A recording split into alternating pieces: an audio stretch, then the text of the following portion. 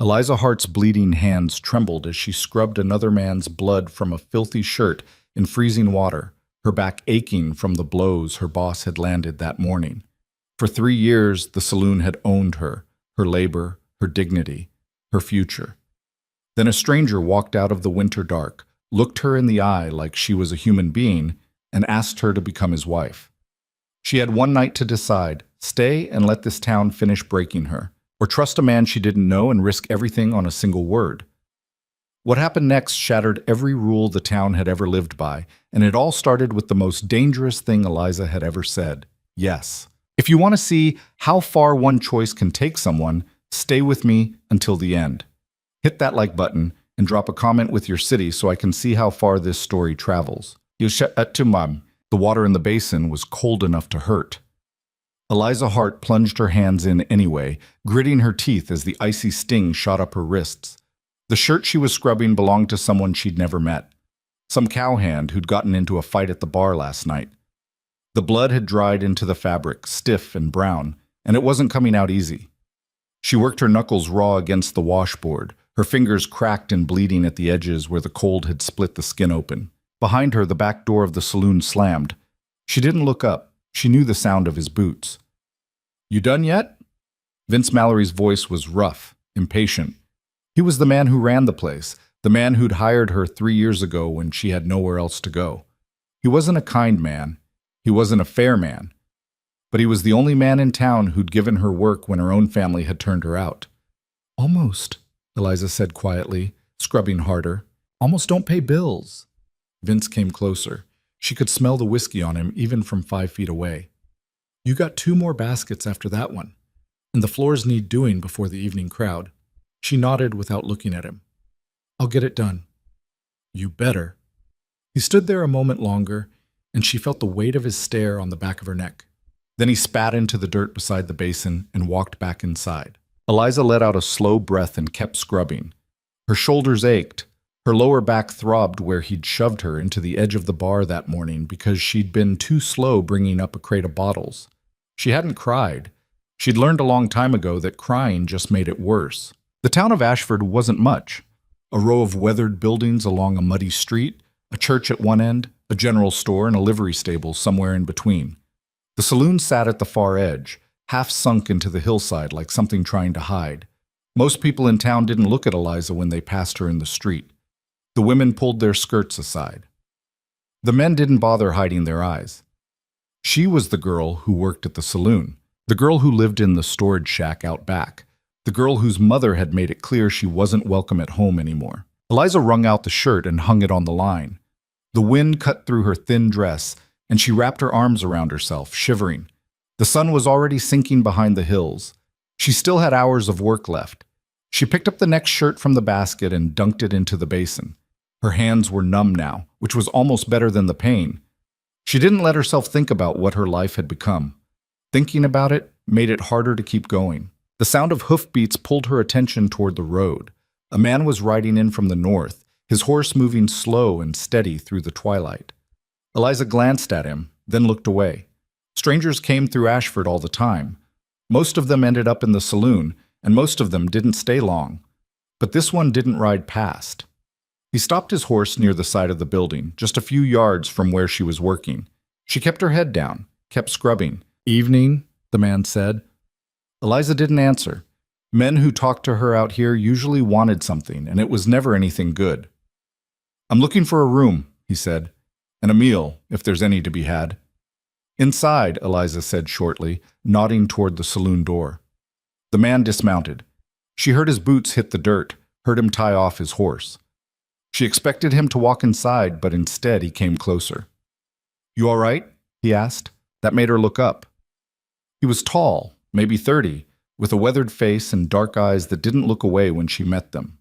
He wasn't smiling, wasn't leering. He was just standing there, looking at her like she was a person worth asking after. "I'm fine," Eliza said, her voice flat. "Your hands are bleeding." She glanced down. He was right. The cold water had turned pink around her fingers. She pulled her hands out and wiped them on her apron. "It's nothing." The man studied her for a moment, then nodded slowly. "All right." He didn't push. He just tipped his hat, and walked toward the saloon door. Eliza watched him go, something uneasy stirring in her chest. She didn't know why. Maybe it was the way he'd asked if she was all right. Maybe it was the way he'd looked at her, not through her, not past her, but at her. She shook her head and went back to the laundry. Inside, the saloon was already filling up. She could hear the voices, the laughter, the scrape of chairs on the floor. She worked faster, trying to get the washing done before Vince came out again. He didn't like it when she fell behind. He'd made that clear more than once. By the time she finished the second basket, her hands were shaking. She hung the last shirt on the line and hauled the basins of dirty water over to the ditch behind the building to dump them out. Her arms burned. Her back screamed. She ignored it. When she came back around to the front, the stranger's horse was still tied up outside. She paused, staring at the animal. It was a good horse, well fed and well cared for. That told her something about the man who owned it. People who took care of their animals usually had some sense of decency. Or maybe she was just tired and desperate for someone in this town to be decent. She went inside through the back door. The kitchen was cramped and hot, the air thick with the smell of burnt grease. Vince's wife, Marlene, was at the stove, stirring a pot of something that might have been stew. She didn't look up when Eliza came in. "Floors," Marlene said. "I know." Eliza grabbed the mop and bucket from the corner and got to work. The main room of the saloon was loud and smoky. Men sat at the tables, drinking and playing cards. A few of them glanced at her as she mopped, their eyes sliding over her like she was part of the furniture. She kept her head down and worked. The stranger was sitting alone at a table near the window. He had a plate of food in front of him, but he wasn't eating. He was just sitting there, watching the room. When Eliza's eyes passed over him, he looked right at her. She looked away fast. "Hey, girl," one of the men at the bar called. "Bring me another drink." Eliza set the mop aside and went to the bar. Vince poured the whiskey and shoved the glass toward her. She carried it over to the man, set it down without a word, and turned to go back to her work. The man grabbed her wrist. "Stay a minute," he said, grinning. His breath reeked of alcohol. "You ain't got to rush off and—" Eliza tried to pull her hand back. His grip tightened.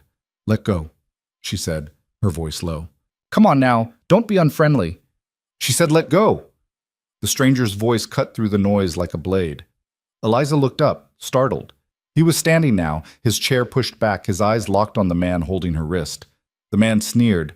"This ain't your business, friend." "It is now," the stranger said calmly. "Let her go." For a moment, nobody moved. The whole room had gone quiet. Eliza's heart was pounding so hard she could hear it in her ears. The man holding her wrist looked at the stranger, then at Vince behind the bar. Vince didn't say anything. He just stared, his expression unreadable. Finally, the man let go. "Ain't worth it," he muttered, turning back to his drink. Eliza pulled her hand back and stepped away, her whole body tense. The stranger didn't sit back down. He just stood there a moment longer, making sure it was over. Then he looked at her. "You all right?" he asked again. She nodded, not trusting her voice. Then she turned and walked back to the kitchen before anyone could say anything else. Her hands were shaking worse now. She leaned against the wall and tried to breathe. Nobody had ever done that before. Nobody had ever stepped in. When she came back out to finish mopping, the stranger was gone. His plate was empty. His money left on the table.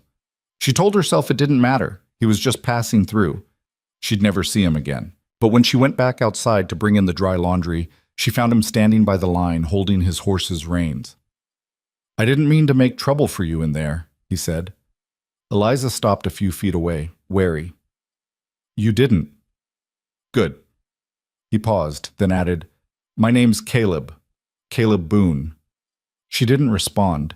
Giving her name felt dangerous, like it would make this conversation mean something. Caleb seemed to understand. He nodded and started to turn away. Then he stopped and looked back at her. "If you ever need help," he said quietly, "I'll be around for a few days. Just so you know." Eliza stared at him, not sure what to say. He tipped his hat and led his horse toward the livery stable. She stood there in the cold, watching him go, and for the first time in 3 years, she felt something she didn't have a name for. It wasn't hope. Hope was too dangerous. But it was something close. The next 2 days passed in a blur of work. Eliza scrubbed floors, hauled water, washed laundry until her hands bled. Vince was in a foul mood, and Marlene wasn't much better. Eliza kept her head down and did what she was told, but she kept thinking about Caleb Boone. She saw him around town a couple of times, once outside the general store, This once story talking was to the posted blacksmith. on the channel west He didn't come of back to Betrayal. the saloon. Please do not She told repost herself it that was in any fine. form. She told herself she didn't care, but she did. On the third night, after she'd finished her work and crawled into the shack out back where she slept, she heard a knock on the door. She froze. Nobody ever knocked. Vince just barged in whenever he felt like it. "It's Caleb," a voice said from outside. Eliza's heart jumped. She stood slowly, crossed the small space, and opened the door a crack. He was standing there in the moonlight, his hat in his hands. "I'm sorry to bother you," he said, "but I need to ask you something." Eliza didn't open the door any wider. "What?" Caleb looked at her, and there was something serious in his eyes, something that made her pulse quicken. "How long you been working here?" he asked. 3 years? "And how long you planning to stay?" She didn't answer. She didn't have an answer. Caleb took a breath. "I got a ranch about 20 miles north of here. It's small, but it's mine. I don't got hired help right now, and I could use someone who knows how to work, someone I can trust." Eliza stared at him. "You're offering me a job?" "Not just a job." He met her eyes. "I'm offering you a way out." Her throat tightened. "What's that mean?" "It means I'm asking if you'll come with me. Not as hired help, as my wife." The words hit her like a physical blow. She actually stepped back. "You don't even know me," she said. "I know enough," Caleb said. "I know you work harder than anyone in this town. I know you don't deserve the way they treat you. And I know you're strong, because if you weren't, you wouldn't still be standing." Eliza shook her head, her mind reeling. "Why would you do this?" "Because I need a partner," he said simply. "Someone who won't run when things get hard. Someone who will pull her weight and expect me to pull mine. I ain't looking for some delicate thing I gotta take care of. I'm looking for someone real." She didn't know what to say. Part of her wanted to laugh because it was insane. Part of her wanted to cry because it was the first kind thing anyone had said to her in years. And part of her wanted to say yes so badly it hurt. "I can't," she whispered. "Why not?" "Because I don't know you. Because this could be a lie. Because—" Her voice broke. "Because I can't afford to trust people anymore." Caleb nodded slowly. "I understand that." He put his hat back on. "But if you change your mind, I'm leaving tomorrow morning at first light. I'll be waiting by the livery stable. If you're there, we'll go. If you're not, I won't bother you again." He turned and walked away before she could say anything else. Eliza closed the door and stood there in the dark, her whole body trembling. She pressed her hands against her face and tried to think, tried to breathe.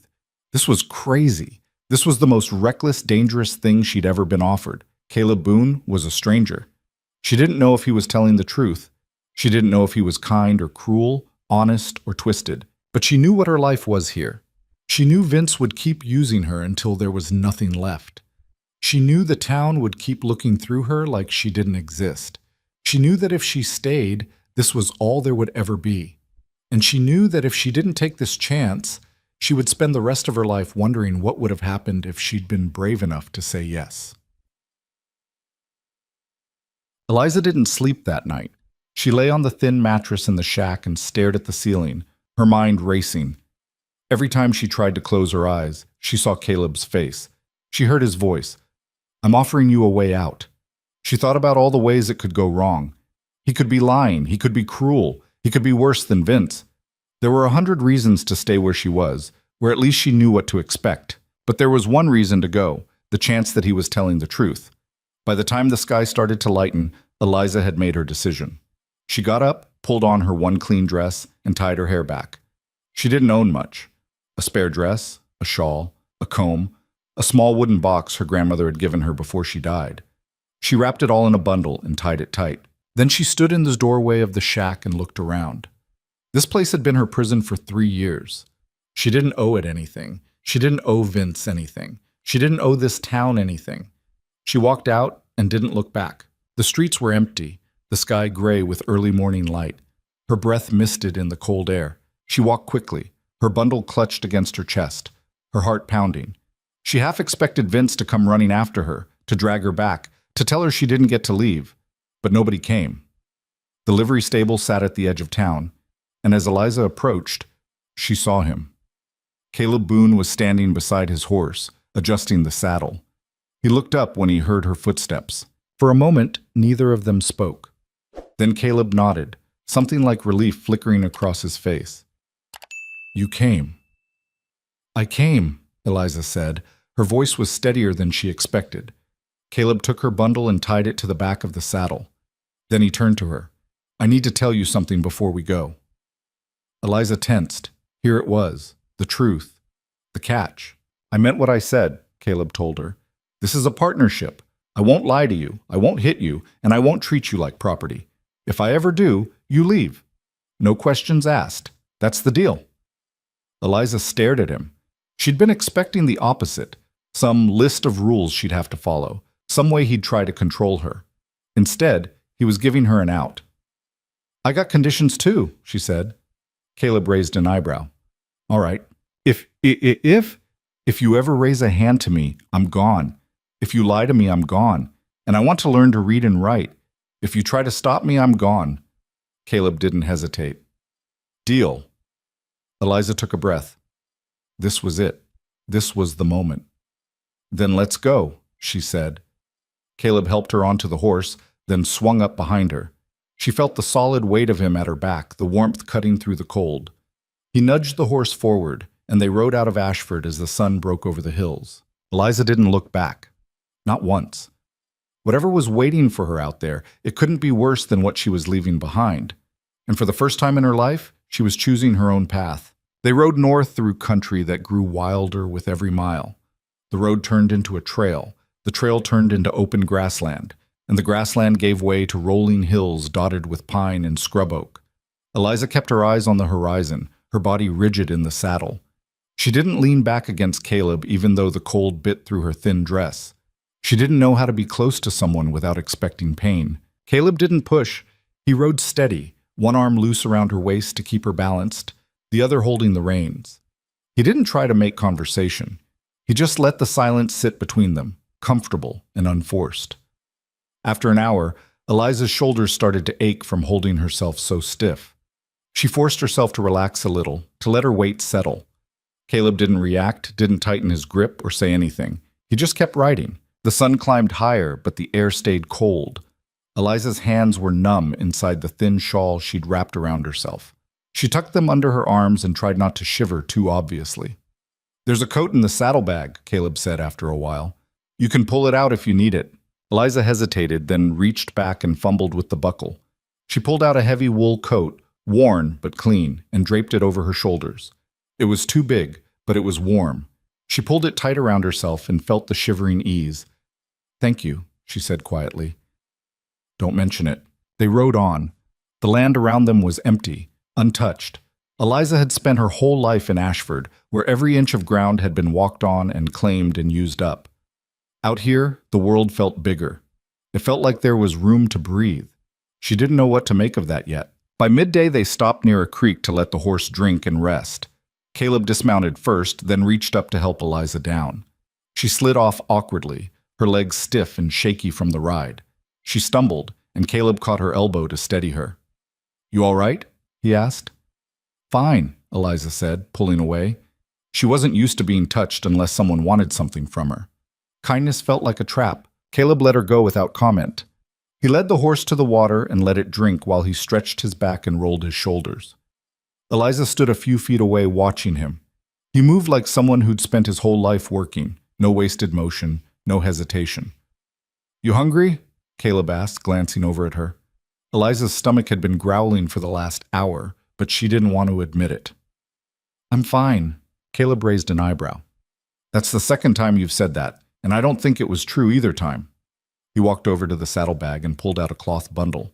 Inside was bread, cheese, and dried meat. He broke off a piece of bread and held it out to her. Eliza stared at it. "You don't have to." "I know I don't have to," Caleb said, "but we got a long ride ahead, and you're not going to make it on an empty stomach, so take it." She took the bread. It was soft, fresher than anything she'd eaten in months. She bit into it and had to stop herself from wolfing it down. She hadn't realized how hungry she was until now. Caleb handed her the cheese and meat, then sat down on a flat rock near the creek. Eliza sat a few feet away, eating slowly, trying to make it last. She watched him out of the corner of her eye. This He ate story was without hurry, posted on the his gaze channel on the west water. of Betrayal. How much farther? Please do not she asked repost it after a in any while. form. Few more hours, Caleb said. We'll be there before dark. Eliza nodded. She wrapped the coat tighter around herself and finished the food in silence. When they were done, Caleb packed up the cloth and helped her back onto the horse. This time she didn't hold herself so stiff. This time she let herself lean just a little. They rode on. The sun was sinking low when the cabin came into view. It sat in a clearing surrounded by pines, a small structure built from rough-hewn logs with a stone chimney on one side. There was a barn a short distance away, a chicken coop, a woodshed. Smoke rose from the chimney, thin and steady. Eliza stared. You said you didn't have hired help. I don't, Caleb said. I got a neighbor who checks on the place when I'm gone. He must have lit the fire for us. He rode up to the cabin and dismounted, then helped Eliza down. Her legs were so stiff she could barely stand. Caleb steadied her, then grabbed her bundle from the saddle and handed it to her. Go on inside, he said. I'll take care of the horse. Eliza hesitated, then walked toward the door. She pushed it open and stepped inside. The cabin was small but solid. There was a fireplace with an iron stove beside it, a rough wooden table with 2 chairs, a narrow bed in the corner covered with quilts, and shelves along the walls stocked with tin cans and sacks of flour and cornmeal. The fire in the hearth crackled softly, filling the room with warmth. Eliza stood in the middle of the floor and didn't know what to do. She'd expected something worse, something cold and dirty and broken down. This wasn't that. This was a place someone had built with care, a place someone lived in. She set her bundle down on the table and walked over to the fire, holding her hands out to the warmth. Her fingers were so cold they hurt as they thawed. She stood there, staring into the flames, and felt something crack open inside her chest. She didn't cry. She'd learned not to cry, but she came close. The door opened and Caleb came in, carrying a sack of grain over one shoulder. He set it down by the door and hung his hat on a peg. Then he looked at her. What do you think? He asked. Eliza turned to face him. It's better than I expected. Caleb's mouth twitched, almost a smile. Well, that's something. He walked over to the stove and opened the firebox to check the coals. I'll get some stew going. You can rest if you want. I don't need to rest, Eliza said. What do you need me to do? Caleb glanced at her. You just rode all day. You can take a minute. I don't want to take a minute, Eliza said sharply. I want to know what you expect from me. Caleb straightened and looked at her, really looked at her. There was no anger in his eyes, no impatience, just something that looked like understanding. All right, he said. If you're set on helping, there's a bucket by the door. Creek's about 50 yards that way. He pointed. We'll need water for cooking and washing up. Eliza nodded and grabbed the bucket. She stepped outside into the cold evening air and walked toward the sound of running water. The creek was clear and fast, cutting through the rocks. She knelt down and dipped the bucket in, the cold water splashing over her hands. She filled the bucket and carried it back, her arms straining under the weight. When she came inside, Caleb had the stove going and a pot sitting on top. He took the bucket from her and poured some of the water into the pot, then set the rest aside. There's potatoes in the bin over there, he said, nodding toward a wooden box near the shelves. If you can peel a few, that'll help. Eliza found the potatoes and a small knife on the shelf. She sat down at the table and started peeling. Her hands were clumsy from the cold and the long day, and the knife slipped more than once. She kept going anyway. Caleb moved around the cabin with easy familiarity, adding things to the pot, stirring, adjusting the heat. He didn't talk much, but he didn't need to. There was something steady about him, something that made the silence feel less heavy. By the time the stew was ready, full dark had settled outside. Caleb ladled the food into 2 tin bowls and set them on the table. He sat down across from Eliza and handed her a spoon. It's not fancy, he said. Eliza took a bite. It was hot and filling, thick with potatoes and meat and carrots. It was the best thing she'd eaten in years. It's good, she said. Caleb nodded and ate without comment. They finished the meal in silence, and when they were done, Caleb took the bowls and rinsed them in the bucket of water. Eliza stood and walked over to the fire, her body aching in places she hadn't known could ache. You can take the bed, Caleb said, nodding toward the corner. Eliza turned sharply. Where are you going to sleep? I'll make a pallet on the floor, Caleb said. It's fine. Eliza stared at him. This is your house. And you're my guest, Caleb said. Until we're married proper, you get the bed. She didn't know what to say to that. Every man she'd ever known would have expected her to give up the bed without question. Every man she'd ever known would have taken what he wanted and not cared what she thought about it. I don't understand you, Eliza said quietly. Caleb looked at her, and there was something sad in his eyes. I know. He pulled a couple of blankets off a shelf and spread them on the floor near the fire. But you will. Give it time. Eliza didn't answer. She walked over to the bed and sat down on the edge. The mattress was thin but clean, the quilts heavy and warm. She pulled off her boots and lay down fully clothed, pulling the quilts up to her chin. Caleb banked the fire and stretched out on the floor, his back to her. Within minutes, his breathing had gone slow and even. Eliza lay awake for a long time, staring at the dark ceiling. She was in a stranger's house, miles from anywhere she knew, with a man she'd spoken to maybe a dozen times. She should have been terrified. She should have been planning how to run. But she wasn't.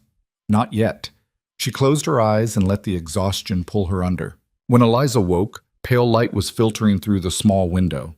She sat up slowly, her body stiff and sore. Caleb was already awake, crouched by the fire, coaxing it back to life. He glanced over when he heard her move. Morning, he said. Morning, Eliza replied. She stood and folded the quilts, uncertain what to do next. There's a basin on the shelf if you want to wash up, Caleb said. I'll get breakfast started. Eliza found the basin and poured some water from the bucket into it. She splashed her face and hands, scrubbing away the grime of the road. The cold water stung, but it woke her up.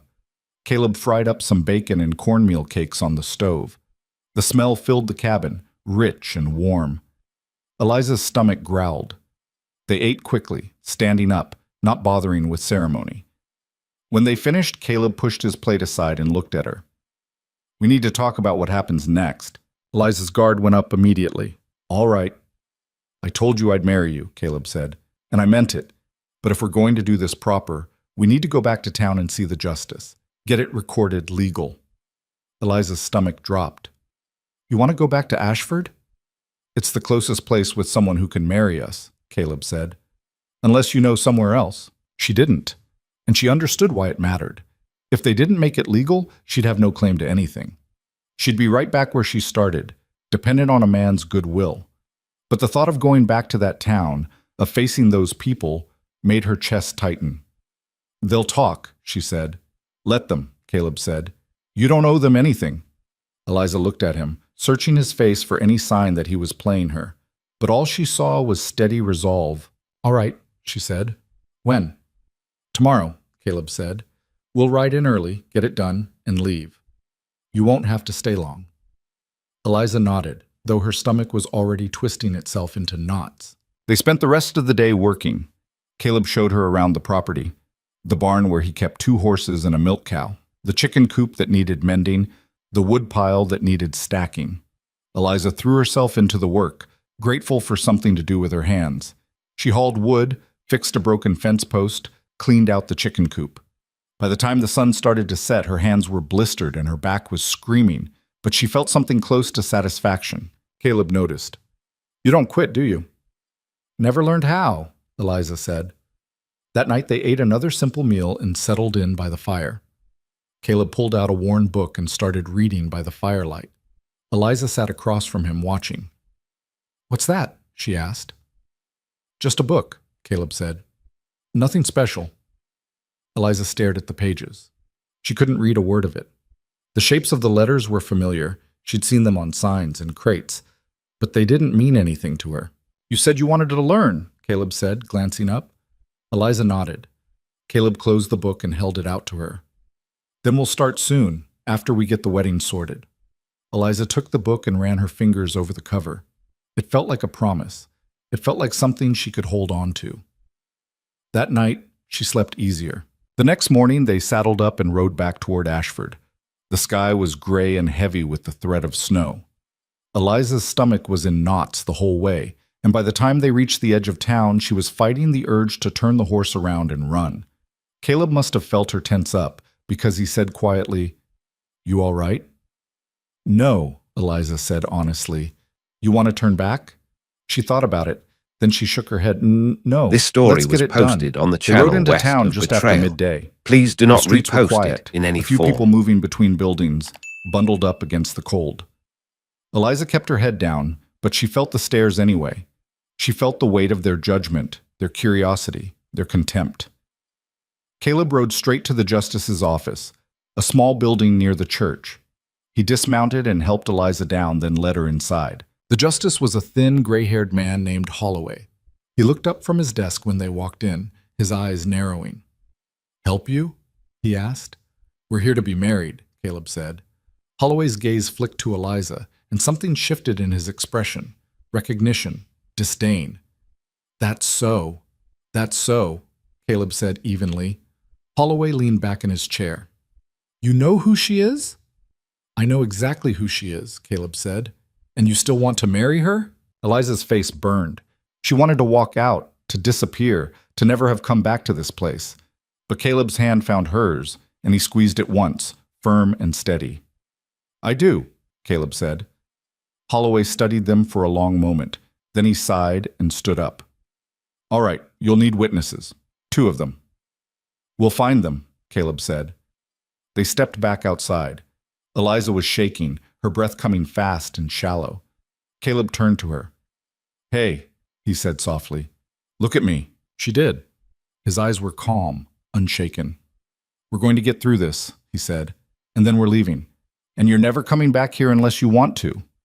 Eliza nodded, trying to believe him. They found 2 witnesses outside the general store, a farmer named Briggs and his wife. Briggs looked uncomfortable, but his wife agreed readily enough, though her eyes were sharp and curious. They walked back to the justice's office together. Holloway stood behind his desk and opened a leather-bound ledger. "Names?" "Caleb Boone," Caleb said. "And Eliza Hart." Holloway wrote them down, his pen scratching across the page. Then he looked up. "You both understand what you're entering into?" "We do," Caleb said. Holloway looked at Eliza. "Miss Hart?"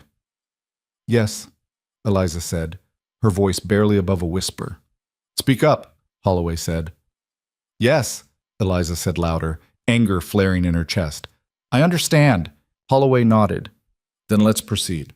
He read through the marriage vows, the words formal and cold. Eliza barely heard them. Her heart was pounding too hard, her hands clenched at her sides. When Holloway asked if she took Caleb as her husband, she said yes. When Caleb was asked the same, he said yes without hesitation. "Then by the authority vested in me, I pronounce you man and wife," Holloway said. He turned the ledger around and handed the pen to Caleb. "Sign here." Caleb signed his name, then handed the pen to Eliza. She stared at the line where her name was supposed to go. She couldn't write. She didn't know how. Her face burned with shame. She looked at Caleb, and he understood immediately. "It's all right," he said quietly. He took her hand and guided it, helping her make the mark. It wasn't a signature, it was just an X. But it was enough. Holloway closed the ledger. "You're married. Congratulations." There was no warmth in his voice. Briggs and his wife signed as witnesses and left quickly, not looking back. Eliza stood there, frozen, feeling like the walls were closing in. Caleb took her arm gently. "Come on. We're done here." They walked outside into the cold. Eliza was shaking so hard she could barely stand. Caleb led her toward the horse, and that's when she heard the voice. "Eliza!" She turned. Her mother was standing in the street, her face twisted with fury. Behind her, Vince Mallory was striding toward them, his expression murderous. Eliza's blood turned to ice. "What the hell do you think you're doing?" her mother shouted. "You can't just run off and marry some stranger." "She's my daughter," Vince said, stopping a few feet away. "And she owes me for 3 years of work." Caleb stepped between them and Eliza, his body a solid wall. "She doesn't owe you anything." "The hell she doesn't," Vince snarled. "She ate my food, slept under my roof." "She worked herself half to death for you," Caleb said, his voice hard. "And you treated her like dirt. So no, she doesn't owe you a damn thing." "You don't know what you're getting into," Eliza's mother said, her voice shrill. "That girl is ruined. She's got nothing to offer you." Eliza flinched. The words hit like a fist, but Caleb didn't move. "She's my wife now. And if either of you ever speak to her like that again, you'll answer to me." Vince took a step forward. "You threatening me?" "No," Caleb said calmly. "I'm promising you." For a moment, nobody moved. Then Vince spat on the ground and turned away. "She ain't worth the trouble anyway." Eliza's mother stared at her, and there was something ugly in her eyes. "You'll regret this," she said. "When he gets tired of you, you'll come crawling back, and we won't take you." Eliza found her voice. "I won't come back." Her mother's mouth tightened, then she turned and walked away. Caleb turned to Eliza. "You ready?" She nodded, though her whole body was trembling. He helped her onto the horse, then mounted behind her. They rode out of town without looking back. Eliza didn't cry, but as the town disappeared behind them, she felt something break loose inside her chest, something that had been holding her down for years. She leaned back against Caleb and let herself breathe. By the time they reached the cabin, the sky was dark and the first flakes of snow were starting to fall. Caleb helped her down and led her inside. The fire had died down to coals, and the cabin was cold. Caleb knelt by the hearth and built the fire back up, feeding it until it roared. Eliza stood in the middle of the room, still shaking, still trying to process what had just happened. "You did good today," Caleb said quietly, standing up. Eliza shook her head. "I didn't do anything." "You stood your ground," Caleb said. "That's more than most people ever do." Eliza looked at him, and something shifted in her chest. She didn't know if she trusted him yet, but she was starting to believe he might be telling the truth. "Thank you," she said. Caleb nodded. "You don't have to thank me. We're partners now. That means we stand together." Eliza didn't know what to say to that, so she just nodded. That night, after they ate and the fire burned low, Caleb made his pallet on the floor again. Eliza lay in the bed, staring at the ceiling, and for the first time since she could remember, she didn't feel afraid. She felt something else, something she didn't have a name for yet, but it felt like the beginning of something real. The snow fell heavier through the night, and by morning the world outside the cabin was blanketed in white. Eliza woke to the sound of Caleb moving around, building up the fire. She lay still for a moment, watching him through half-closed eyes. He moved quietly, carefully, like he didn't want to wake her. She sat up and he glanced over. "Morning. Sleep all right?" "Better than I expected," Eliza said. It was the truth. She'd slept deeper than she had in years, without waking every hour to check the door or listen for footsteps. Caleb nodded toward the window. "Storm came in hard. We're snowed in for a couple days at least." Eliza stood and walked to the window, looking out at the drifts piled against the side of the cabin. The world looked clean and quiet, the kind of quiet that felt heavy. She wrapped her arms around herself. "You worried?" Caleb asked. "No," Eliza said. She wasn't. Being trapped here with him didn't scare her the way it probably should have. Just not used to it. "Well, we got enough food to last a week if we need it," Caleb said. "And plenty of firewood. We'll be fine." They settled into a rhythm over the next 2 days. Caleb taught her how to make bread, kneading the dough until her arms burned. She learned how to tend the fire so it didn't smoke, how to mend a ripped seam in her dress with a needle and thread Caleb had stored away. They didn't talk much, but the silence wasn't uncomfortable. It was the kind of silence that came from two people who didn't need to fill every moment with noise. On the third morning, the snow stopped. The sun came out pale and cold, and the drifts began to settle. Caleb pulled on his coat and went out to check on the animals. Eliza stood at the window and watched him wade through the snow to the barn, then disappear inside. When he came back, his face was grim. "One of the fence posts snapped under the weight," he said. "Cow got out. I need to go find her before she wanders too far, or a wolf does." Eliza grabbed her shawl. "I'll come with you." Caleb hesitated. "It's cold out there." "I don't care," Eliza said. "You shouldn't go alone." He looked at her for a moment, then nodded. "All right, but stay close." They set out into the snow, following the tracks the cow had left. The air was sharp and biting, and Eliza's breath misted in front of her face. Her boots sank deep into the drifts, and within minutes her feet were numb. But she kept going, matching Caleb's pace. They found the cow about a quarter-mile from the cabin, standing in a shallow ravine, her legs tangled in brush.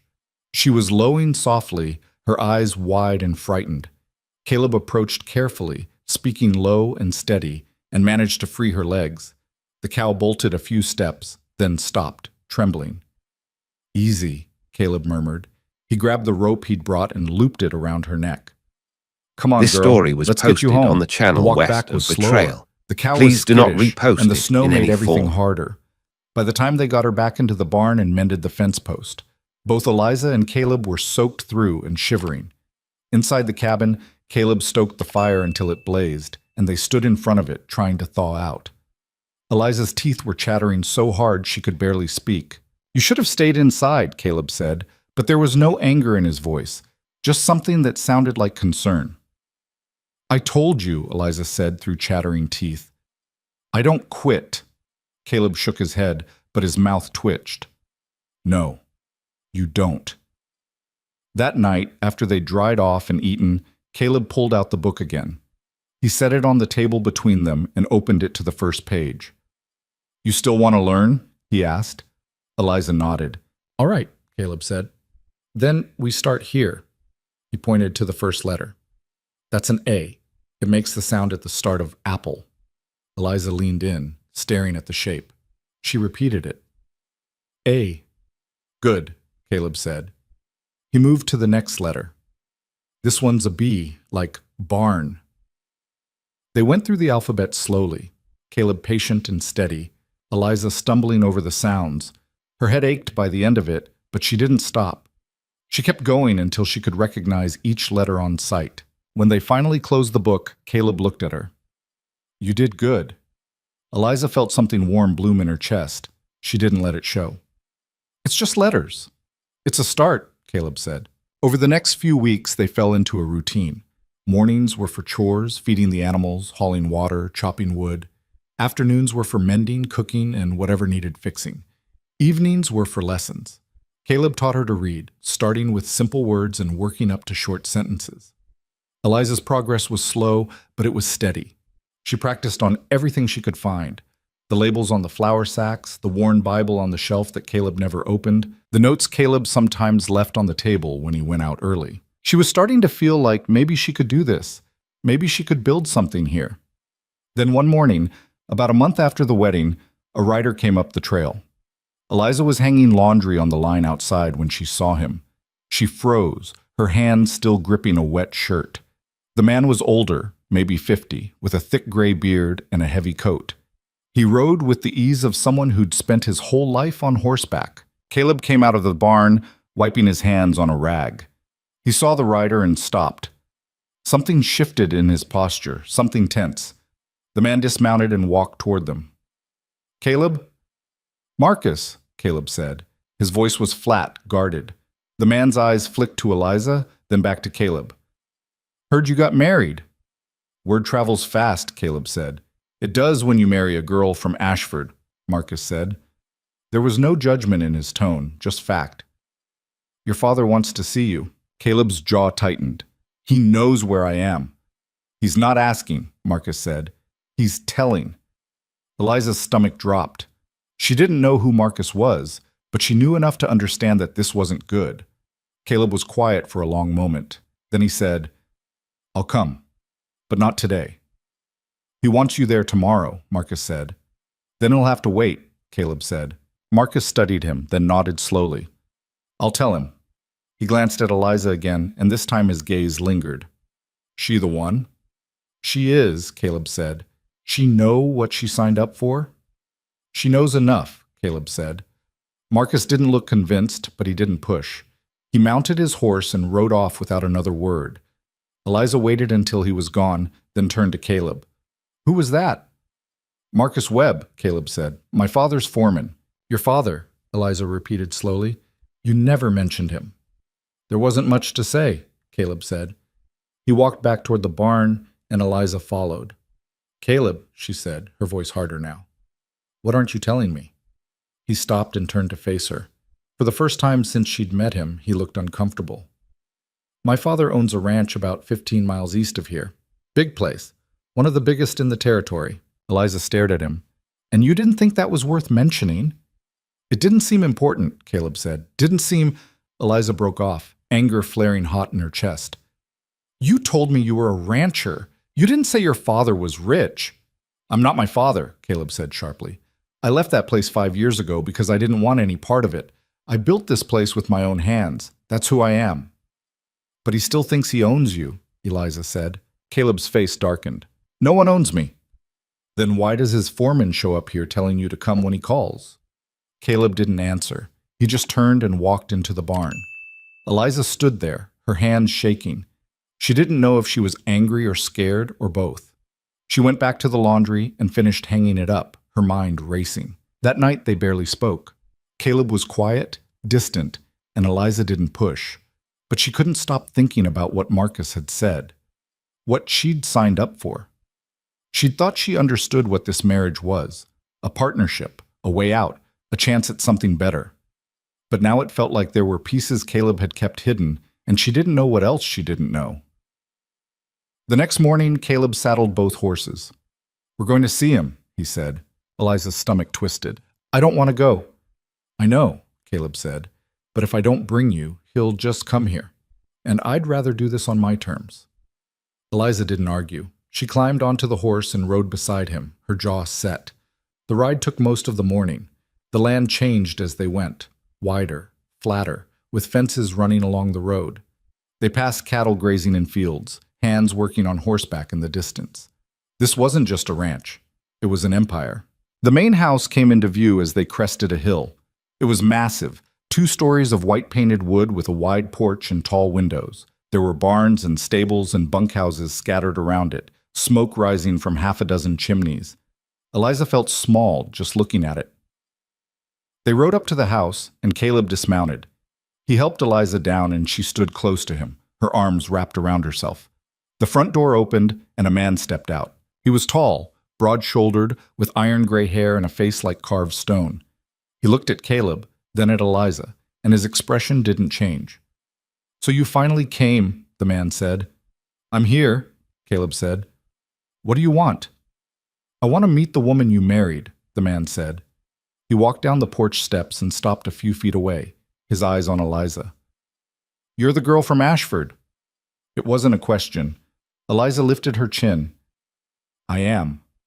The man's mouth thinned. You know who I am? Caleb's father, Eliza said. Henry Boone, the man said.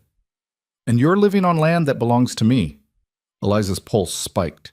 She glanced at Caleb, but his face was stone. That land was a gift, Caleb said. You told me it was mine.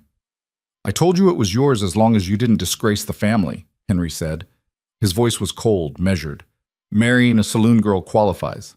Eliza felt the words like a slap. She opened her mouth, but Caleb spoke first. She's my wife, Caleb said, and you don't get to talk about her like that. I'll talk about her however I please, Henry said. She's a stain on this family, and you're a fool for bringing her here. Then take the land, Caleb said. I don't need it. I don't need anything from you. Henry's eyes narrowed. You think you can make it out there on your own? You think she's going to help you build something worth having? She already has, Caleb said. Henry looked at Eliza again, and this time there was something calculating in his gaze. What's your name, girl? Eliza, she said, her voice steady even though her heart was pounding. Eliza, Henry repeated. You know what you've gotten yourself into? I know enough, Eliza said, echoing Caleb's words to Marcus. Do you? Henry took a step closer. My son left this place because he thought he could do better on his own. But he's still my son, and when I die, he'll inherit all of this whether he wants it or not. And when that happens, you'll be standing beside him. You think you're ready for that? Eliza didn't flinch. I think I'll figure it out. Henry stared at her, and for a moment she thought he might actually smile. But he didn't. He just turned back to Caleb. You've made your choice, Henry said. Live with it, but don't come crying to me when it falls apart. I won't, Caleb said. Henry walked back into the house without another word. The door closed behind him with a solid thud. Caleb let out a slow breath. Let's go. They rode back in silence. Eliza didn't know what to say. Her mind was spinning, trying to process what had just happened. Caleb had told her he was a rancher, but he hadn't told her he was heir to one of the biggest ranches in the territory. He hadn't told her that his father was a man who could destroy them with a word. When they got back to the cabin, Caleb unsaddled the horses and turned them out into the pasture. Eliza went inside and stood by the fire, staring into the flames. Caleb came in a few minutes later. He closed the door and leaned against it, his face tired. I should have told you. This he story said. was posted on the Yeah, channel Eliza west of said. Betrayal. You should Please have. do not repost it in I any didn't want form. you to think I was trying to buy you, Caleb said, or that I expected you to be something you're not. Eliza turned to face him. What do you expect me to be? Exactly what you are, Caleb said. Strong, honest, someone who doesn't back down. I backed down plenty in my life, Eliza said bitterly. Not anymore, Caleb said. You stood up to your mother. You stood up to Vince. You stood up to my father just now. That's not backing down. Eliza didn't know what to say. She wanted to be angry at him for not telling her the truth, but she also understood why he hadn't. He'd been trying to give her a choice, a real choice, without the weight of his family name crushing it. So what happens now? She asked. Now we keep going, Caleb said. We build what we're building, and if my father tries to take it, we fight him. And if he wins? Then we go somewhere else and start over, Caleb said. But I'm not letting him take you from me, and I'm not letting him make you feel like you're not good enough, because you are. Eliza's throat tightened. She wanted to believe him. She wanted to believe that she could be enough, that she could stand beside him and not drag him down. But she didn't know if she could. That night, she lay in bed and stared at the ceiling, her mind restless. Caleb was asleep on the floor, his breathing slow and even. She listened to the sound and tried to find some kind of peace in it. She didn't sleep much. The next few weeks were tense. Caleb didn't talk about his father, and Eliza didn't push. But the weight of what she'd learned hung over everything. She threw herself into the work, trying to prove to Caleb, to herself, that she could handle whatever came next. One morning, Caleb came back from town with the news. There's a gathering at the church next week, he said. A celebration for the new year. People from all over the territory will be there. Eliza's stomach dropped. You want to go? I think we should, Caleb said. People need to see that we're not hiding, that we're not ashamed. I'm not ashamed, Eliza said. Then let's show them, Caleb said. Eliza didn't want to go. She didn't want to face those people again. Didn't want to see the judgment in their eyes. But she also understood what Caleb was saying. If they hid, if they let the town think they'd been beaten, it would never stop. All right, she said, we'll go. The day of the gathering, Eliza put on her cleanest dress and tried to ignore the knot in her stomach. Caleb wore a pressed shirt and a coat, and they rode into town together as the sun climbed high. The church was packed. People stood outside in clusters, talking and laughing. When Eliza and Caleb rode up, the conversation stopped. Heads turned, eyes stared. Eliza felt her face burn, but she kept her chin up. Caleb dismounted and helped her down, and they walked toward the church together. Inside, the pews were full. Eliza saw faces she recognized, people from Ashford, people from the surrounding ranches. She saw her mother sitting near the front, her face tight and pinched. She saw Vince standing near the back, his arms crossed. And she saw Henry Boone sitting in the front row, his gaze cold and unreadable. The minister stood at the front, talking about community and new beginnings. Eliza barely heard a word. She was too focused on not running, on not letting these people see how much they still scared her. When the service ended, people began to file out. Eliza and Caleb stood to leave, and that's when her mother moved. She stepped into the aisle, blocking their way. You think you can just walk in here like nothing happened? She said, her voice loud enough to carry. You think people have forgotten what you are? The church went silent. Everyone was watching. Eliza's hands clenched at her sides. Get out of my way. You're an embarrassment, her mother hissed. You always have been, and now you're dragging this man down with you. That's enough, Caleb said, his voice hard. No, it's not, Vince said, stepping forward. You married damaged goods, Boone. Everyone knows it, and you're going to regret it. Caleb moved in front of Eliza, his body tense. You've got about 5 seconds to walk away. Or what? Vince sneered. You going to hit me in front of everyone? No. Henry Boone's voice cut through the room like a blade. He stood and walked down the aisle, his gaze fixed on Vince. But I will. The room went dead silent. Vince's face paled. Henry stopped in front of Caleb and Eliza. He looked at his son, then at Eliza. For a long moment, no one spoke. Then Henry turned to the crowd. This woman is my son's wife. That makes her family, and anyone who disrespects her disrespects me. Eliza's breath caught. She didn't understand. Henry had called her a stain just weeks ago. Why was he defending her now? Henry looked back at Caleb. You made your choice. I don't agree with it, but it's done. He turned and walked out of the church without another word. The crowd began to murmur. Vince backed away, his face red. Eliza's mother stared, her mouth open. Caleb took Eliza's hand. Let's go. They walked out together, and this time no one tried to stop them. Outside, the cold air hit Eliza's face like a slap. She was shaking, her heart racing. Caleb led her to the horses and helped her up. What just happened? Eliza asked. I don't know, Caleb said, but we're not waiting around to find out. They rode out of town, and Eliza didn't look back. Her mind was spinning. Henry Boone had defended her, in front of everyone. She didn't know what it meant. She didn't know if it changed anything. But for the first time since she'd married Caleb, she felt like maybe, just maybe, she could survive this. When they got back to the cabin, Caleb helped her down from the horse. She stood there, her legs shaky, her breath coming fast. You all right? Caleb asked. I don't know, Eliza said honestly. Caleb put his hands on her shoulders. You were brave in there. I didn't feel brave, Eliza said. I felt terrified. Being brave doesn't mean you're not scared, Caleb said. It means you do it anyway. Eliza looked up at him, and something in her chest cracked open. She'd spent her whole life being told she was worthless, that she'd never be anything. But Caleb looked at her like she was someone worth fighting for. Thank you, she said quietly. Caleb nodded.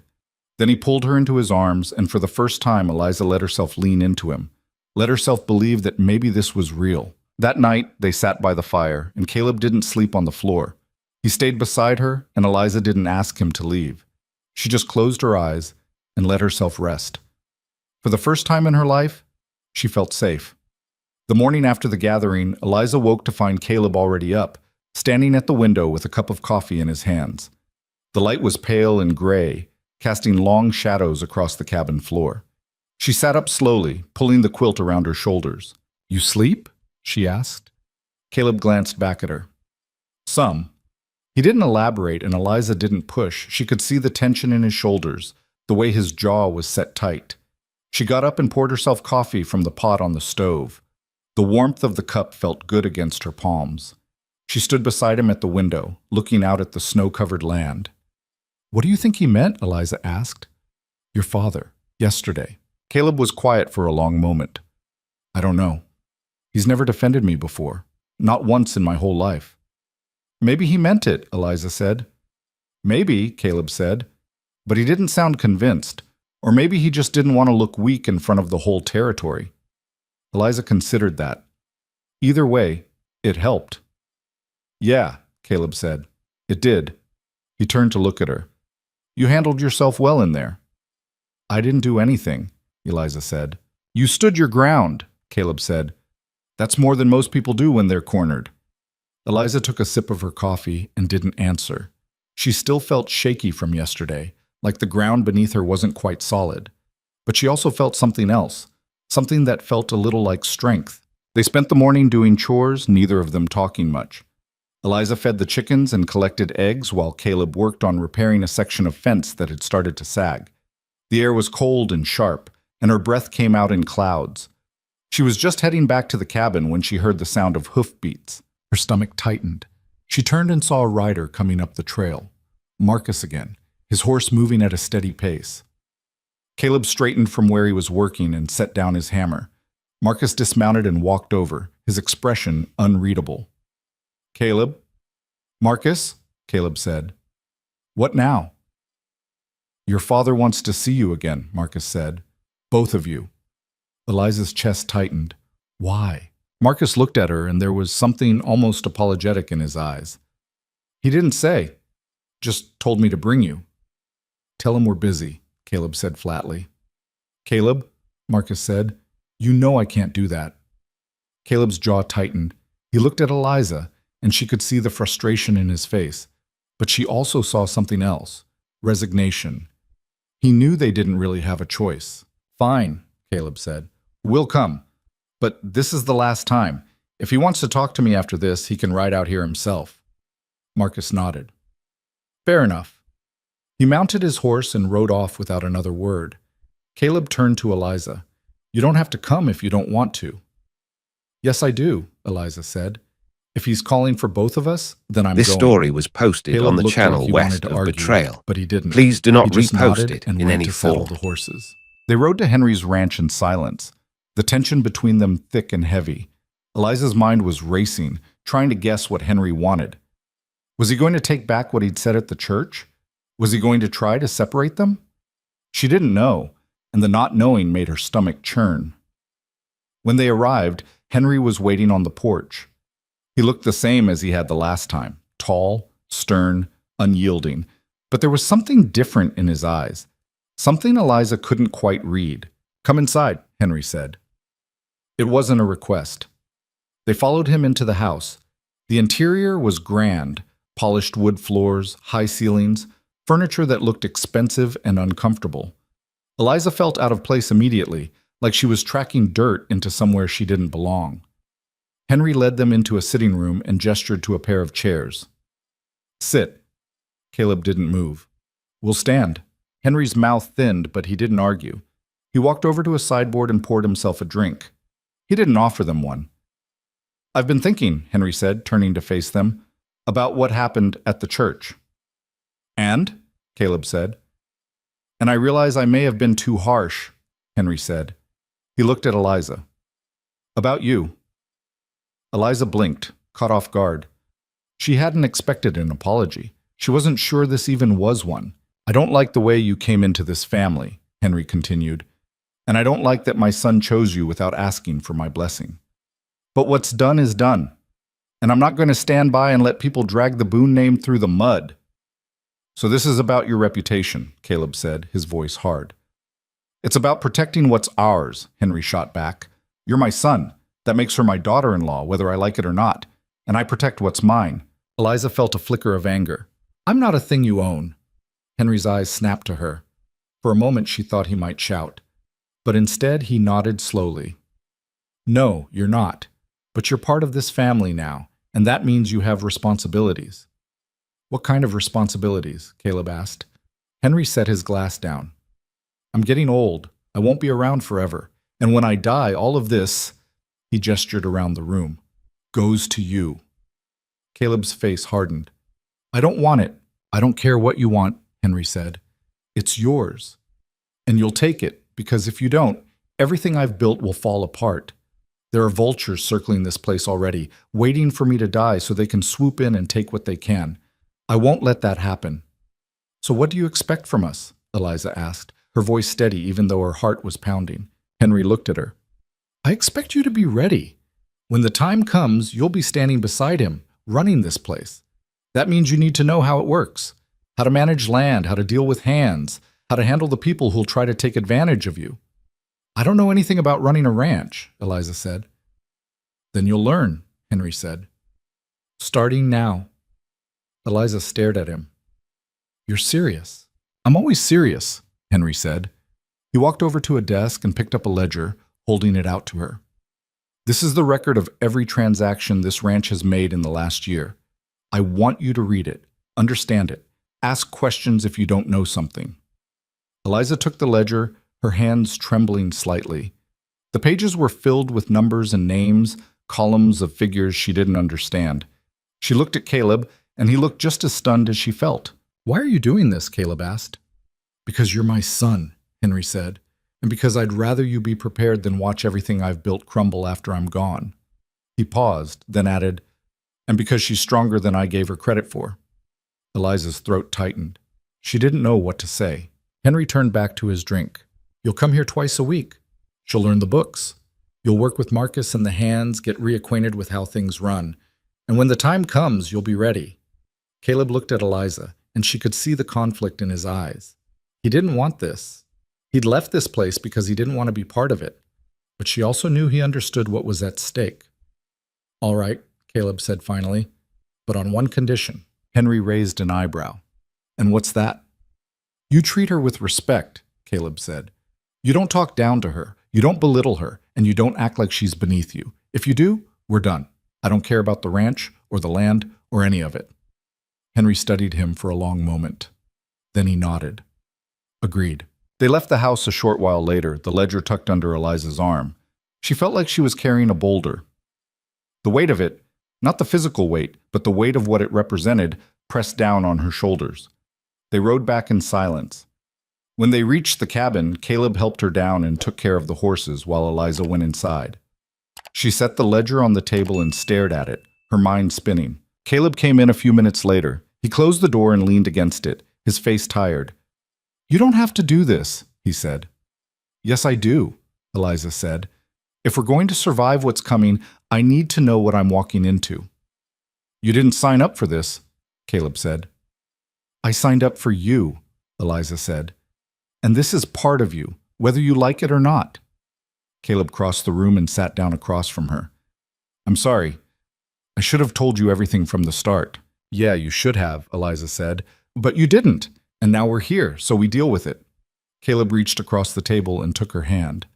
"I don't want you to feel trapped." "I don't," Eliza said. And it was the truth. She didn't feel trapped. She felt scared, overwhelmed, out of her depth, but not trapped. For the first time in her life, she had a choice. She could walk away. She could go back to Ashford or find some other town, or strike out on her own. But she didn't want to. She wanted to stay. She wanted to fight for this. "All right," Caleb said. "Then we'll do it together."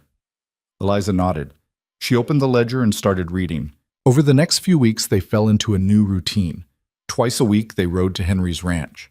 Eliza spent hours in the study, poring over the ledgers with Henry's bookkeeper, a thin, nervous man named Whitman who smelled like tobacco and spoke in numbers. He explained the columns, the expenses, the income from cattle sales and land leases. Eliza's head ached by the end of each session, but she kept going. She took notes on scraps of paper, practiced writing the numbers until they made sense. Caleb worked with Marcus and the hands, relearning the rhythms of the big ranch. He came back each evening exhausted, his hands blistered from work he hadn't done in years. But he didn't complain. Neither of them did. At night, back at the cabin, they worked together. Caleb helped Eliza practice her reading and writing, and she helped him make sense of the accounts. They were building something slowly and painfully out of nothing. One evening, about a month after they'd started, Eliza looked up from the ledger and saw Caleb watching her. "What?" she asked. "You're getting good at this," he said. "I'm getting better," Eliza corrected. "There's a difference." "Still," Caleb said, "I'm proud of you." Eliza felt her face heat. She looked back down at the ledger, not trusting herself to speak. She wasn't used to being proud of herself. She wasn't used to someone else being proud of her either. One afternoon, as Eliza was leaving the study after a session with Whitman, she ran into Henry in the hallway. He stopped and looked at her, his expression unreadable. "Whitman says you're doing well," Henry said. "I'm trying," Eliza said. Henry nodded. "That's more than I expected." He paused, then added, "You're not what I thought you'd be." Eliza didn't know if that was a compliment or not. "What did you think I'd be?" "Weak," Henry said bluntly. "Desperate. Someone who'd crumble under pressure." "I've been crumbling under pressure my whole life," Eliza said. "I'm still standing." Henry's mouth twitched, almost a smile. "So you are." He started to walk away, then stopped and looked back. "For what it's worth, I'm glad Caleb chose you. You're going to need that backbone when the time comes." He left before Eliza could respond. She stood there in the hallway, her heart pounding, and didn't know what to feel. That night she told Caleb what Henry had said. He listened quietly, his face thoughtful. "He's not good at admitting he's wrong," Caleb said, "but that's as close as he'll ever get to an apology." "I don't need an apology," Eliza said. "I just need him to leave us alone." "He won't," Caleb said. "Not as long as he's alive. But maybe that's not the worst thing." Eliza looked at him. "You're starting to sound like you want this." "I don't want it," Caleb said. "But I'm starting to think I can live with it, if I have to." He reached over and took her hand. "As long as you're with me." Eliza squeezed his hand. "I'm not going anywhere." Spring came slowly. The snow melted, the ground thawed, and the world turned green again. Eliza and Caleb continued their twice-weekly trips to Henry's ranch, and with each visit, Eliza felt more confident. She could read the ledgers now without help. She could track the income and expenses, see where money was being wasted, spot patterns that Whitman had missed. She even started making suggestions, small ones at first, then bigger. Whitman listened, and to her surprise, Henry did too. One afternoon, as she was leaving the study, she found Marcus waiting in the hallway. This "Miss story Eliza," was he posted said, on the tipping channel his hat. west of Betrayal. "Just Eliza." Please do not she said. repost it in any form. "What can I do for you?" "I wanted to say something," Marcus said. He looked uncomfortable, like he wasn't used to talking this way. "When I first saw you, I thought you were going to be trouble. Thought you'd drag Caleb down." Eliza's jaw tightened. "And now?" "Now I think I was wrong," Marcus said. "You're tougher than you look. And you're good for him." Eliza didn't know what to say. She just nodded. "Anyway," Marcus said, "just wanted you to know." He walked away, leaving Eliza standing there, something warm and unfamiliar blooming in her chest. That evening, as they rode back to the cabin, Caleb was quiet. Eliza glanced at him. "Something wrong?" she asked. Caleb shook his head. "No, just thinking." "About what?" "About how much things have changed," Caleb said. "A few months ago, I thought my life was going to be just me and this cabin and the land. And now," he broke off, then looked at her. "Now I can't imagine it without you." Eliza's throat tightened. "You don't have to imagine it." "I know," Caleb said. "I'm just saying I'm glad you're here." Eliza looked away, blinking hard. She wasn't going to cry. She wasn't. But she felt something crack open inside her, something that had been locked up for so long she'd forgotten it was there. That night, back at the cabin, Caleb didn't sleep on the floor. He lay beside her in the bed, his arm around her, and Eliza let herself lean into him. For the first time, she didn't feel like she had to keep her guard up.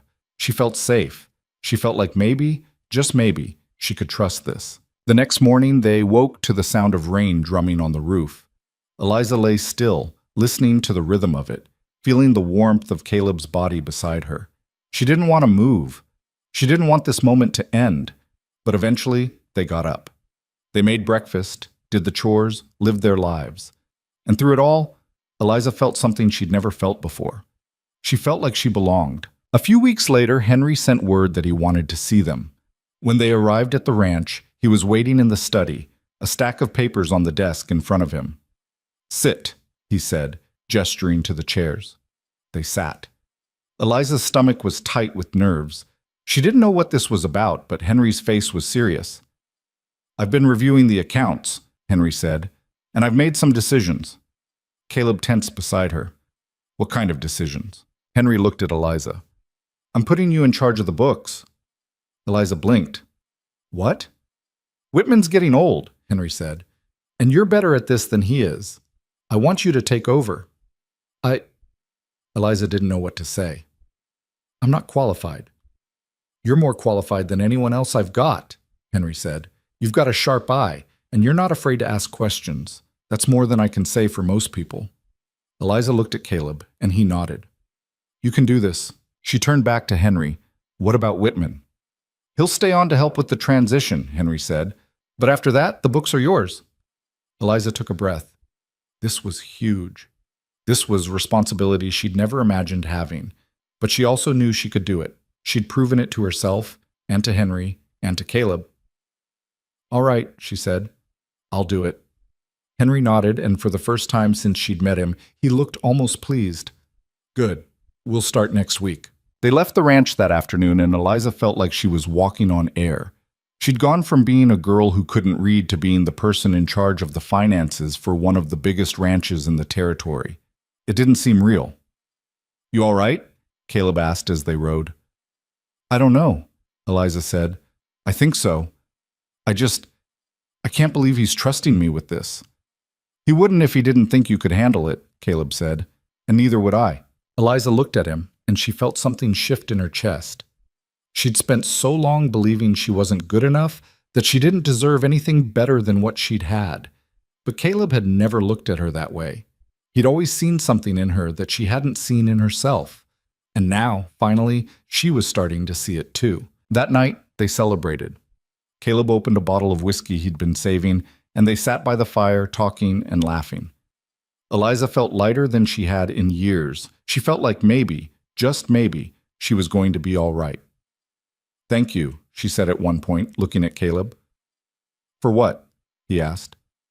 For believing in me, Eliza said, when no one else did. Caleb reached over and took her hand. I didn't do anything. You did this. No, Eliza said. We did this. Together.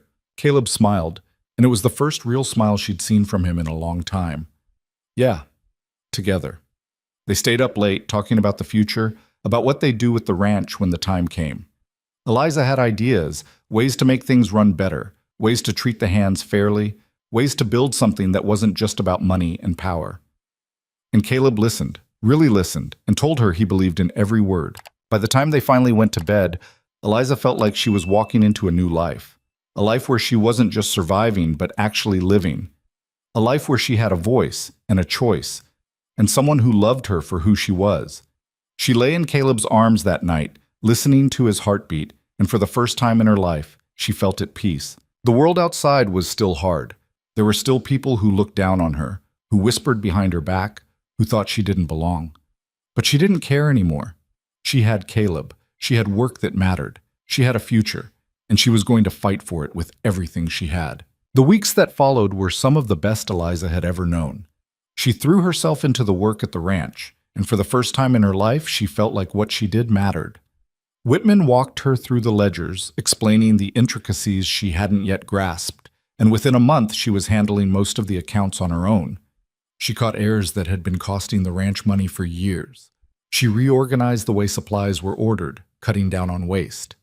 Henry noticed. He didn't say much, but she could see the approval in his eyes. Caleb worked alongside Marcus and the hands, and Eliza could see him changing too. He was more confident, more at ease. He'd spent 5 years running from this place, but now that he was back, he was starting to remember why it had mattered to him once. And more than that, he was starting to see how they could make it better together. One evening in late spring, as they rode back to the cabin, Caleb turned to her. You know, I've been thinking. About what? Eliza asked. About the future, Caleb said. About what happens when my father's gone. Eliza's stomach tightened. She didn't like talking about Henry dying, even though she knew it was inevitable. What about it? I think we should start making changes now, Caleb said. Not wait until he's gone. Start treating the hands better, paying them fair wages, giving them decent places to sleep. Start building something we can be proud of. You think your father will let you? Eliza asked. I don't know, Caleb said, but I think it's worth trying. Eliza considered it. She'd seen the way the hands lived, cramped bunkhouses, long hours, low pay. It wasn't right. And if they were going to inherit this place, if they were going to run it, she wanted to do it differently. All right, she said, let's talk to him. They brought it up with Henry the next time they were at the ranch. He listened without interrupting, his face unreadable. When Caleb finished, Henry leaned back in his chair and studied them. You want to pay the hands more, Henry said, and fix up the bunkhouses, and cut back on hours. Yes, Caleb said. That's going to cost money, Henry said. I know, Caleb said, but it'll save money in the long run. You'll keep better workers, and they'll work harder because they're not exhausted and angry all the time. Henry looked at Eliza. What do you think? Eliza straightened. I think it's the right thing to do, and I think it makes good business sense. Happy workers don't leave, they don't steal, they don't cause trouble. Henry was quiet for a long moment, then he nodded. All right, do it. Caleb blinked. You're serious? I'm always serious, Henry said. You've got 6 months to prove it works. If it doesn't, we go back to the old way. It'll work, Caleb said. Henry stood and poured himself a drink. I'm trusting you on this. Don't make me regret it. They left the study, and Eliza felt like she was floating. They'd just convinced Henry Boone to change the way he ran his ranch. It didn't seem real. Over the next few months, they put the changes into effect. They raised wages, fixed up the bunkhouses, cut back on the grueling hours. At first, the hands didn't trust it. They thought it was a trick, that the changes would be taken away as soon as they got comfortable. But Caleb and Eliza kept their word, and slowly, the men started to believe it. The atmosphere on the ranch changed. The hands worked harder, complained less, stopped looking for ways to cheat or cut corners. Productivity went up, costs went down. Even Marcus admitted it was working better than he'd expected. Henry didn't say much, but Eliza could see him watching, and she could see that he was impressed. One afternoon in early summer, Eliza was working in the study when Henry came in. He closed the door behind him and sat down across from her. "I need to tell you something," he said. This story was Eliza posted set on the down her channel pen. west of Betrayal. "All right." Please do not Henry looked repost older it than in she'd any ever form. seen him, tired. "I'm dying." The words hit her like a punch. "What?" "I've known for a while," Henry said. "Doctor says I've got maybe a year, maybe less." Eliza's throat tightened. "Does Caleb know?" "Not yet," Henry said. "I'm telling you first." "Why?" Henry looked at her, and there was something raw in his eyes. "Because you're the one who's going to hold this place together when I'm gone. Caleb's strong, but he's got a soft heart. He'll want to fix everything, help everyone, and he'll run this place into the ground if someone doesn't keep him steady." "I'm not," Eliza started, but Henry cut her off. "Yes, you are," Henry said. "You're tougher than he is. You've had to be, and that's what this place needs, someone who knows how to survive." Eliza didn't know what to say. She'd spent so long believing she wasn't good enough, and now Henry Boone was telling her she was the one who could save everything he'd built. "You need to tell Caleb," she said finally. "I will," Henry said, "but I wanted you to know first, because when the time comes, you're going to have to be the strong one." He stood and walked out, leaving Eliza sitting there with her hands shaking and her mind racing. That night she told Caleb. They were back at the cabin, sitting by the fire, and she didn't know how to say it gently, so she just said it straight. "Your father's dying." Caleb went very still. "What?" "He told me today," Eliza said. "He's got maybe a year." Caleb stared into the fire, his face pale. "He didn't tell me." "He's going to," Eliza said. "He just wanted me to know first." Caleb was quiet for a long time. Then he said, "I don't know how to feel about this." "You don't have to know right now," Eliza said. "He's a hard man," Caleb said. "He's been hard my whole life, but he's still my father." "I know," Eliza said. She reached over and took his hand. "And when the time comes, we'll get through it, together." Caleb squeezed her hand and didn't let go. The next few months were strange. Henry told Caleb about his illness, and Caleb threw himself into learning everything he could about running the ranch. He worked longer hours, asked more questions, pushed himself harder than Eliza had ever seen. She worried about him, but she also understood. He was trying to make up for lost time. He was trying to prove to his father and to himself that he was ready. Eliza continued managing the books, and as summer turned to fall, she started to feel like she really knew what she was doing. She wasn't just keeping track of numbers anymore. She was making decisions, solving problems, finding ways to make the ranch more efficient. And people were starting to listen to her, not just Whitman and Marcus, but the other hands too. They'd come to her with questions, with concerns, and she'd help them figure it out. She wasn't just Caleb's wife anymore. She was someone who mattered in her own right. One afternoon, as she was leaving the study, she ran into a woman in the hallway. The woman was well-dressed, with graying hair pinned up in an elaborate style, and she looked at Eliza with sharp, assessing eyes. "You must be Eliza," the woman said.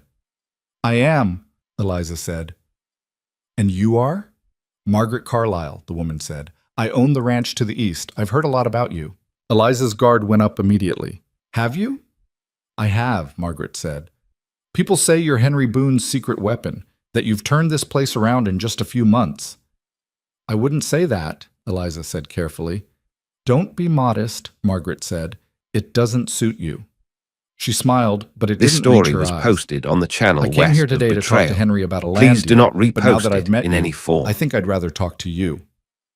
"I don't handle land deals," Eliza said. "You should," Margaret said. "You're smarter than most of the men around here, and you're not afraid to say what you think." Eliza didn't know how to respond to that. Margaret walked away before she could figure it out, leaving Eliza standing in the hallway, unsettled. That evening, she told Caleb about the encounter. He frowned. "Margaret Carlyle's always been after our land. She's tried to buy pieces of it for years, but my father's never sold." "Why does she want it?" Eliza asked. "Water rights," Caleb said. "She's got a big ranch, but most of her land's dry. Our land has the best water sources in the territory. If she could get control of them, she'd have the upper hand." "So she's dangerous," Eliza said. "She's smart," Caleb said, "and ruthless. You need to be careful around her." Eliza nodded, but she couldn't shake the feeling that Margaret had been sizing her up, like she was trying to figure out if Eliza was a threat or an opportunity. As fall deepened into winter, Henry's health began to decline.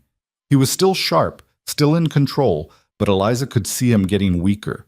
He moved slower, tired more easily, spent more time resting. Caleb tried not to show how much it was affecting him, but Eliza could see the strain in his face. One cold December morning, Marcus came to the cabin before dawn.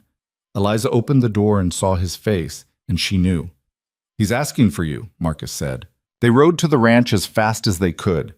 When they arrived, the house was quiet, the air heavy with waiting. Henry was in his bed, propped up on pillows, his face gray and sunken, but his eyes were still sharp. "Come here," he said when he saw Caleb. Caleb walked over and sat on the edge of the bed. Eliza stood a few feet back, giving them space. "I'm not going to last much longer," Henry said, "so I need to say some things while I still can." "Don't talk like that," Caleb said, his voice rough. "I'm dying, boy," Henry said. "No point pretending otherwise." He reached out and gripped Caleb's hand. "I wasn't a good father. I know that. I was too hard on you. I expected too much. I pushed you away instead of pulling you close." "You did the best you could," Caleb said. "No, I didn't," Henry said. "But you turned out well anyway. And that's because of you, not me." He looked past Caleb to Eliza. "And because of her." Eliza's throat tightened. "You take care of him," Henry said to her. "And you take care of this place. Don't let the vultures pick it apart. Don't let people like Margaret Carlyle take what's yours." "I won't," Eliza said. Henry nodded, satisfied. He looked back at Caleb. "I'm proud of you. I should have said it more, but I'm saying it now." Caleb's face crumpled. "I'm not ready for this." "No one ever is," Henry said. "But you'll be fine. You've got her, and that's more than I ever had." He closed his eyes and his breathing grew shallow. Caleb stayed by his side, holding his hand, and Eliza stood behind him with her hand on his shoulder. They stayed like that for hours, through the morning and into the afternoon. Henry Boone died as the sun was setting, with his son beside him and the woman who'd become his daughter watching over them both. The funeral was 3 days later. It seemed like the entire territory showed up. Ranchers, hands, townspeople, even people Eliza had never seen before. They came to pay their respects to a man who'd built an empire out of nothing. Eliza stood beside Caleb through all of it, her hand in his, her face calm, even though her heart was breaking for him. She saw Margaret Carlyle in the crowd, watching them with those sharp eyes. She saw her mother standing near the back, her face pinched and bitter. She saw Vince, looking uncomfortable and out of place. She didn't care. They didn't matter anymore. After the funeral, the lawyer read the will. Everything went to Caleb, just as Henry had said it would. The ranch, the land, the cattle, the accounts, all of it. And by law, it all belonged to Caleb. But Caleb turned to Eliza as soon as the lawyer finished and said, "It's ours, not mine. Ours." Eliza nodded, her throat too tight to speak. The first few weeks after Henry's death were chaos. There were 100 things to handle, legal matters, accounts to settle, decisions to make. Eliza threw herself into the work, grateful for something to focus on besides the grief. Caleb leaned on her and she held him up, and together they got through it. But then the challenges started. Margaret Carlyle came to the ranch one afternoon with an offer to buy a section of their land. Caleb refused. Margaret smiled and said she'd be back. A few of the neighboring ranchers started pushing the boundaries, moving cattle onto land that wasn't theirs, testing to see if Caleb would enforce his rights. He did, firmly and without hesitation. And then there were the people in town, people who still looked at Eliza like she didn't belong, like she'd climbed above her station. She heard the whispers when she went to the general store, saw the looks when she walked into the bank, but she didn't back down. She held her head high and did what needed to be done. And slowly, people started to realize she wasn't going anywhere. One afternoon, about 2 months after Henry's death, Margaret Carlyle came back. This time, she didn't bring an offer. She brought a lawyer. They met in the study, Caleb, Eliza, Margaret, and a thin man in a dark suit who introduced himself as Mr. Henshaw. Margaret sat down with a confident smile. "I've been looking into the land records," Margaret said, "and it seems there's a dispute over the water rights on the eastern section of your property." Caleb's jaw tightened. "There's no dispute." That land's been This ours story for was 30 posted years. on the channel west Well, of Betrayal. according to Mr. Please do Henshaw, not the original repost it deed in is any unclear, form. Margaret said, and I believe a court would agree with me. You're trying to steal our land, Eliza said flatly. Margaret's smile didn't waver. I'm simply clarifying a legal matter. No, you're not, Eliza said. She stood and walked to the desk, pulling out a ledger. I've been through every land record this ranch has. I know exactly what we own and what we don't. And that section is ours, free and clear. Then you won't mind proving it in court, Margaret said. I won't have to, Eliza said. She opened the ledger and pulled out a folded piece of paper. Because I have the original deed right here, signed and witnessed, and it clearly states that the water rights belong to this ranch. Margaret's smile faltered. Henshaw leaned over to look at the document, and his face went pale. This appears to be legitimate, Henshaw said quietly. Margaret stood, her face tight with anger. You think this is over? I think you're done here, Caleb said, standing as well. And if you ever come back with another scheme like this, I'll make sure everyone in the territory knows exactly what kind of person you are. Margaret stared at him, then at Eliza. Then she turned and walked out without another word. Henshaw hurried after her. When they were gone, Caleb turned to Eliza. How did you know where that deed was? I've been organizing all the records, Eliza said. I wanted to make sure we knew exactly what we had, in case someone tried to take it. Caleb pulled her into his arms. You're amazing. Eliza laughed, a shaky, relieved sound. I'm just careful. No, Caleb said. You're amazing. Over the next few months, things began to settle. The challenges didn't stop. There were always problems to solve, decisions to make, people trying to take advantage. But Caleb and Eliza faced them together, and each time they came out stronger. The ranch thrived under their management. The hands were happier, more loyal. The cattle were healthier. The profits went up. And slowly, the other ranchers started to respect them. Not because of Henry's name, but because of what they were building. One evening in early spring, almost a year after Henry's death, Eliza was sitting on the porch of the main house. They'd moved in a few months earlier, though it still felt strange, watching the sunset. Caleb came out and sat beside her. You all right? He asked.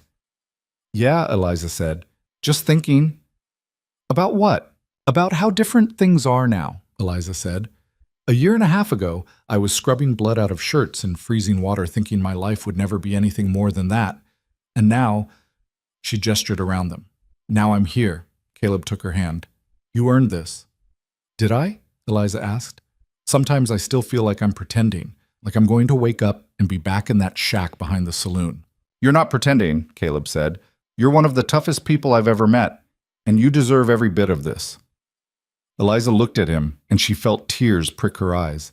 She'd spent so much of her life being told she was worthless, that she didn't deserve anything good. And even now, even after everything she'd accomplished, part of her still believed it. But Caleb didn't. He'd never believed it. And slowly, painfully, she was starting to believe him. Thank you, she said quietly. For what? For seeing me, Eliza said, when no one else did. Caleb squeezed her hand. I'll always see you. They sat there as the sun sank below the horizon, and Eliza felt something settle in her chest. Peace. Not the kind of peace that came from having everything figured out, but the kind that came from knowing you were exactly where you were supposed to be. A few weeks later, Eliza went into town to handle some business at This the story bank. was posted on the As she was channel leaving, west she of saw her Betrayal. mother standing on the Please do street not corner repost watching it her. in any form. Eliza stopped, and for a moment they just looked at each other. Then her mother walked over. I heard you're running that ranch now. I am, Eliza said. Her mother's face was tight. You always did think you were better than the rest of us. No, Eliza said. I just wanted to be treated like a human being. That's not the same thing. Her mother flinched. I did the best I could. Did you? Eliza asked. Because the best you could do was sell me off for money and then act like I'd shamed you when I found a way out. I never sold you, her mother said, but her voice was weak. You tried, Eliza said. And when that didn't work, you tried to drag me back into the dirt. But I'm not in the dirt anymore. And I'm not coming back. Her mother's eyes filled with tears. You're my daughter. I was, Eliza said, but you stopped treating me like one a long time ago. She turned to walk away, then stopped and looked back. I'm not angry anymore. I just don't care. She walked to her horse and rode away, and she didn't look back. And as she rode, she felt the last piece of weight she'd been carrying lift off her shoulders. She was free. Finally, completely free. That night, back on the ranch, she told Caleb what had happened. He listened quietly, and when she was done, he pulled her close. I'm proud of you, he said. For what? Eliza asked. For standing up for yourself, Caleb said. For not letting her make you feel small. Eliza rested her head against his chest. I spent so long being small. I don't want to be small anymore. You're not, Caleb said. You never were. You just didn't know it yet. Eliza closed her eyes and let herself believe him. The months passed, and life on the ranch continued. There were good days and hard days, victories and setbacks. But through it all, Eliza and Caleb stood together. They built something strong, something honest, something that felt like home. One afternoon in late summer, Eliza was working in the study when Marcus came in. There's someone here to see you, he said. Eliza looked up. Who? A young woman, Marcus said. Says she worked at the saloon in Ashford. Says you helped her once. Eliza's heart skipped. She followed Marcus out to the front porch and found a girl standing there, maybe 18 or 19, thin and nervous. Eliza recognized her. She'd worked in the kitchen at the saloon back when Eliza was still there. Miss Eliza, the girl said, I'm sorry to bother you. I didn't know where else to go. It's all right, Eliza said. What's your name? Anna, the girl said. I heard you got out, that you married and made something of yourself, and I thought maybe you could help me do the same. Eliza's chest tightened. She saw herself in this girl, the fear, the desperation, the hope that someone, anyone, would see her as more than what she'd been forced to become. You running from something? Eliza asked. Anna nodded. Vince, he's been worse since you left, and I can't stay there anymore. Eliza looked at Marcus, then back at Anna. Can you work? I can work harder than anyone, so, Anna said. Then you've got a job, Eliza said. We need help in the house. Room and board, fair wages, and no one's going to hurt you here. Anna's eyes filled with tears. Thank you. Thank you so much. Eliza put a hand on her shoulder. You don't have to thank me. Just work hard and don't quit. That's all I ask. Anna nodded, and Marcus took her to get settled.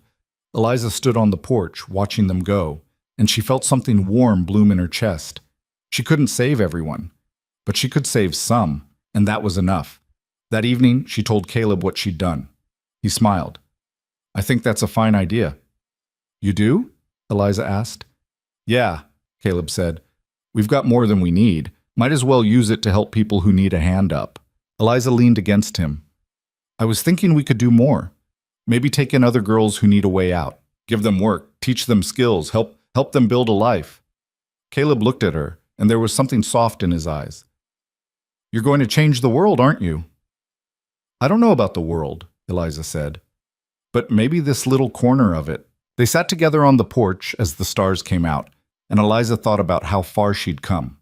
From a girl scrubbing blood from shirts in the freezing cold to a woman running one of the biggest ranches in the territory. From someone who couldn't read to someone who managed the books for an empire. From someone who believed she was worthless to someone who knew she mattered. It hadn't been easy. It had been painful and hard and terrifying, but it had been worth it. Because the truth was, no one could give you worth. You had to claim it for yourself. You had to look at the world that said you were nothing and decide you were something anyway. You had to fight for it every single day against every voice that tried to tear you down. And when you found someone who saw you, really saw you, you held on to them. You built something with them. You faced the world together. That was what Eliza had learned. That was what she would carry with her for the rest of her life. A few weeks later, on a warm autumn evening, Caleb came home from town with a package. He handed it to Eliza with a smile. What is it? She asked. Open it, Caleb said. She unwrapped the package and found a book inside. A new one, leather-bound and beautiful. She opened it to the first page and saw her name written there in careful script. It's a journal, Caleb said. I thought you might want to write your story down so you don't forget where you came from. Eliza stared at the book, her throat tight. I won't forget. I know, Caleb said, but maybe someday someone else will need to hear it. Someone like Anna, or like you used to be. Someone who needs to know that it's possible to start over, that you can go from nothing to something if you're willing to fight for it. Eliza looked up at him, tears streaming down her face. I love you. Caleb pulled her close. I love you too. That night, by the light of the fire, Eliza opened the journal and started to write. She wrote about the saloon, about the cold water and the bleeding hands. She wrote about the night Caleb had asked her to leave, about the choice she'd made. She wrote about the fear and the struggle and the slow, painful journey to believing she was worth something. And she wrote about what she'd learned, that the world would try to break you, but you didn't have to let it. That you could take the worst things that had ever happened to you and turn them into something strong. That you could find someone who saw you for who you really were and build a life with them that was better than anything you'd ever imagined. She wrote until her hand cramped and the fire burned low. And when she finally set the pen down, she felt lighter than she had in years. She looked over at Caleb, who had fallen asleep in the chair beside her. She reached over and took his hand, and he squeezed it without waking.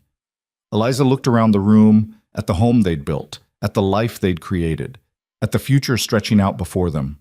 And she knew, with absolute certainty, that she was exactly where she was meant to be. She wasn't just surviving anymore. She was living.